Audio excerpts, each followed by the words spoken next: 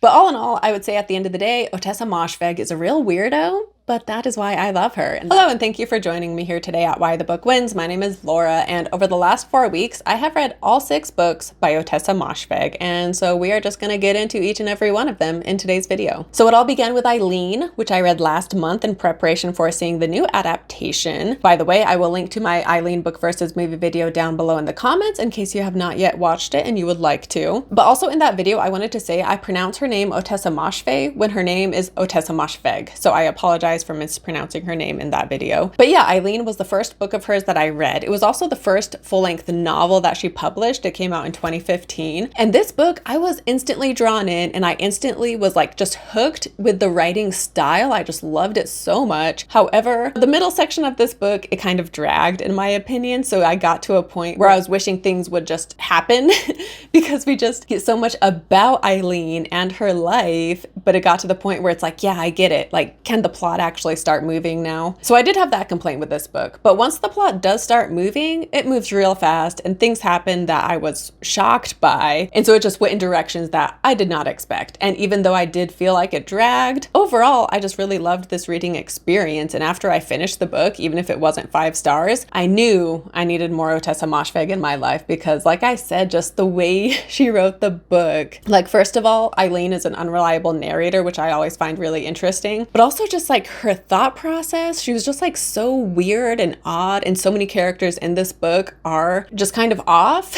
and yet they're so intriguing, and I wanted to read more about them and their weird quirks and their weird habits. Eileen specifically, because this book is definitely a character study, right? Like, there is a plot that happens. Once you're like 80% in, you finally get to the plot. Up until then, a lot of it is just a character study on Eileen. But character development is the most important thing to me in a book. So for the most part, I'm fine with books that are like this. And so yeah, after I finished it, I was like, wow, I need to read more by her. And so the next one I read was Homesick for Another World. And this is a collection of short stories that was published in 2017. Some of these stories had been published previously, but this collection came out in 2015. And this one reminded me of a short story collection I read by Chuck Palahniuk back in like 2015, I think is when I read it. And both books have stories that just made me very uncomfortable. Like, we're in perspectives of people who I don't want to be in their perspective, right? Like, they're people who are disturbed and who are off in one way or another. And a lot of the stories were just really gross too. And so I just found it disturbing and uncomfortable. And I just did not like being in some of these people's perspectives. You know, it's a short story, so they're not all that way, but there were a number of them that just made me really uncomfortable. And there is a review for this book on Goodreads, and they said, Ottessa thinks human bodies are effing disgusting, and I respect that. And that kind of sums up some of these stories, because they all do deal with like the human body in one way or another. And yeah, like I said, a lot of them are just pretty gross. So for that reason, I would not just widely recommend this, like not at all. Like, I feel like this book is for a very niche audience, I would say. And yet, even though I had my conflicted feelings about it, I was still fascinated by it, and I still did like the writing style. There are certain stories in here that I will never read again, and yet there's others that I do want to return to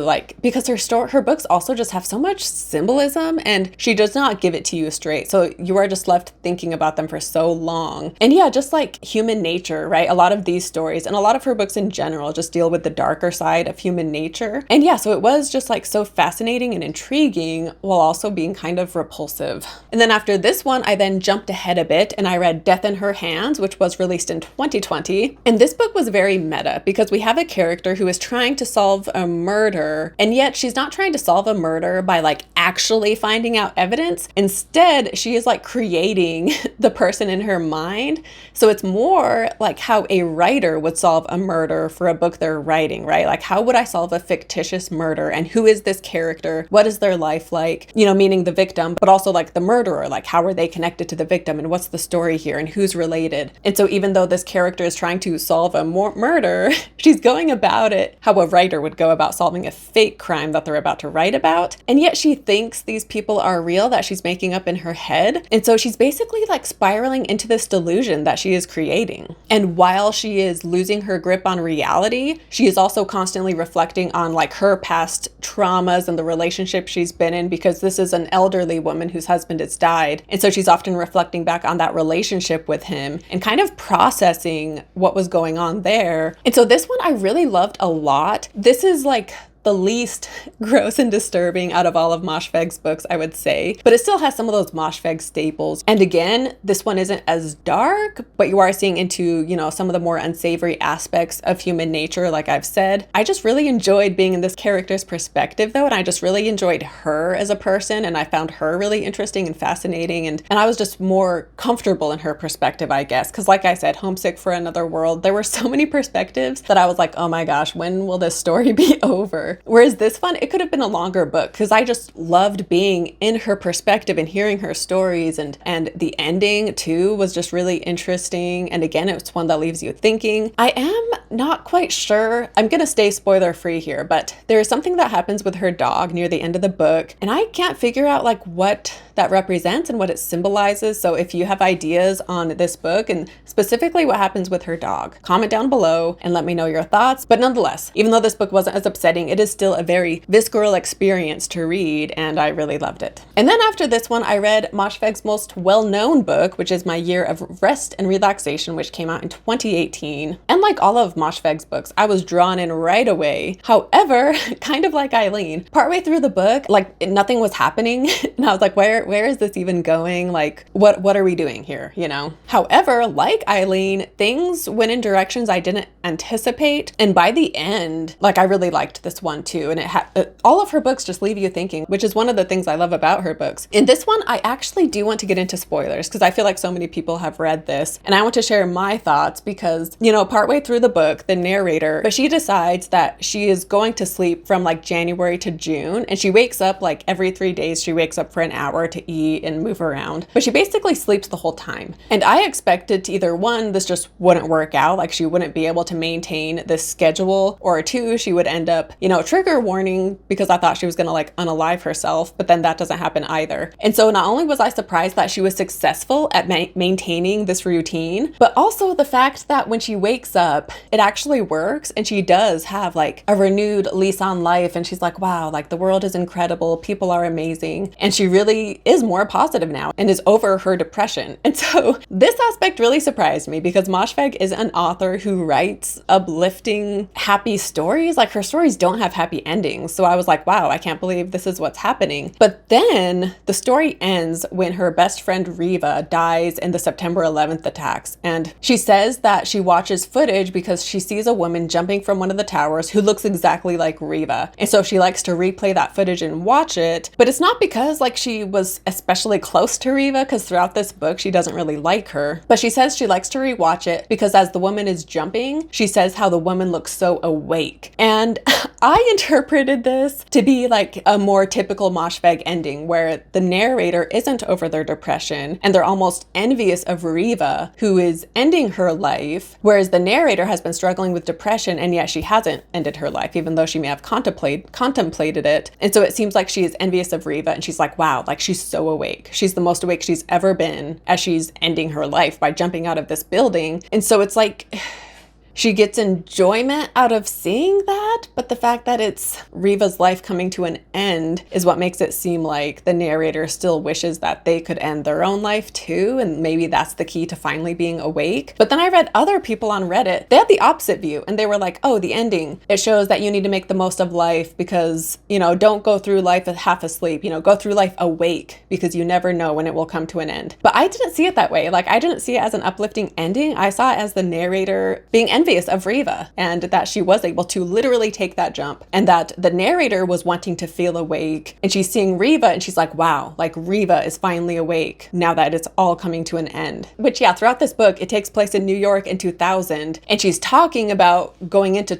2001, and so I kind of assumed that the Twin Towers would have something to do with it. And then for sure, when Riva's talking about how she's going to be working in the Twin Towers, she's gonna die. But yeah, the way her death is talked about, I don't entirely know what to make of it, especially after reading what people on Reddit said. Let me know your thoughts down below in the comments on what you make of the ending of My Year of Rest and Relaxation. But then after this one, I then read her most recent book, Lapvona, which was released in 2022. And this one, in some ways, we have some standard Ottessa things going on here where we have gross and disturbing people doing gross and disturbing things, which I expect. But then in other ways, this was her most different because for one, it takes place in medieval times, which is very unusual unusual for her books. But also we get multiple perspectives. And up until now, all of her books have been told in the first person perspective, and we only get one perspective. There's only one narrator. Whereas this one, it's like an omniscient narrator, and we jump around to different perspectives of like all of the characters. And this one also has like more things happening, you know, like with Eileen and My Year of Rest and Relaxation, and even Death in Her Hands. I could see people reading them and thinking like nothing is happening. Like I'm 100 pages in and nothing has happened. Whereas this one is different because there are definitely things happening. And yet even so, like as I was reading it, things were happening, and yet I had a hard time kind of seeing where it was all going. And even once I finished the book, I kind of was like, what was the point of that? And like, what did it mean? What did it represent? What was the meaning? What was the purpose of any of it? So I'm still kind of trying to figure that out. Like we definitely had some obvious themes going on here, but yeah, like I'm still trying to figure this one out. If you have thoughts on how you interpreted this, let me know down in the comments. I will keep this spoiler free, but yeah, with the ending, with what Merrick is doing in the end, like there's a lot of religious symbolism here, right? So I feel like religion and faith and like having a savior are definitely huge themes. And again, this is one I could read through a second time and gain a better appreciation for, but also like the stuff that goes on with Ina. Yeah, anyway, I'm still trying to understand this one. So I really liked it, I think, but it's one where my view could end up changing as time goes on and as I have a better understanding. But the last book of hers that I read was her novella McGlue, which was published in 2014. So this was her very first one. And this one, again, we have an unreliable narrator who is kind of spiraling into madness, and he has been accused of killing his best friend, but he is an alcoholic, and so he has a hard time remembering things.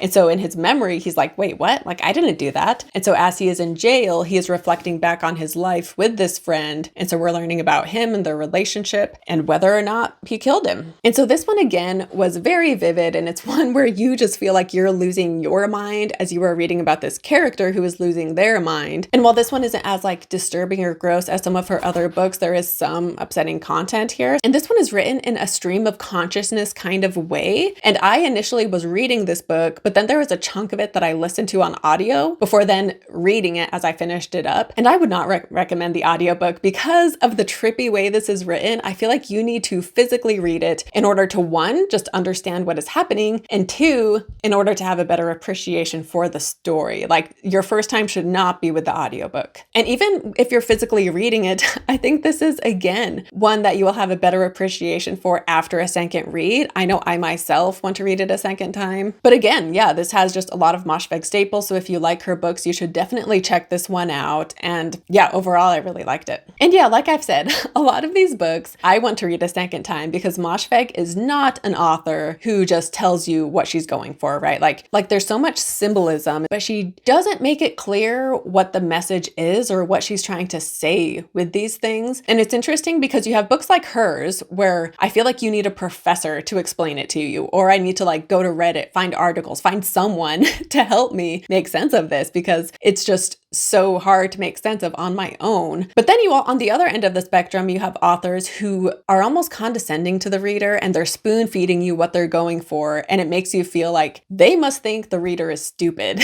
But then you have authors who are in the middle, such as John Steinbeck, where his books have a lot of symbolism, but he doesn't make you feel lost in the symbolism because he tells you the symbolism he's going for, but he doesn't do it in a condescending way, but he does it in a way where like you still need to do some footwork of your own to understand the story better, but it's not impossible because he has given you the tools to use within the writing. And I was watching a review by Toasty Towns talking about East of Eden, and he talks about this. And I think I've underestimated just how amazing that is, like to be a talented enough writer to include a lot of symbolism, but to provide the reader with enough information that they don't feel lost trying to make sense of it, right? And I'm not saying that Moshfegh isn't a talented writer because she makes you feel lost, but it's just different styles, right? And I personally prefer the writers that are more like Steinbeck because I do love symbolism, but I also want to be able to make sense of it, right? Whereas books like this, I love them. And yet at the same time, I'm just like, what the heck did that even mean though? Like, I don't even know. I think I liked it, but I don't know because I'm still confused.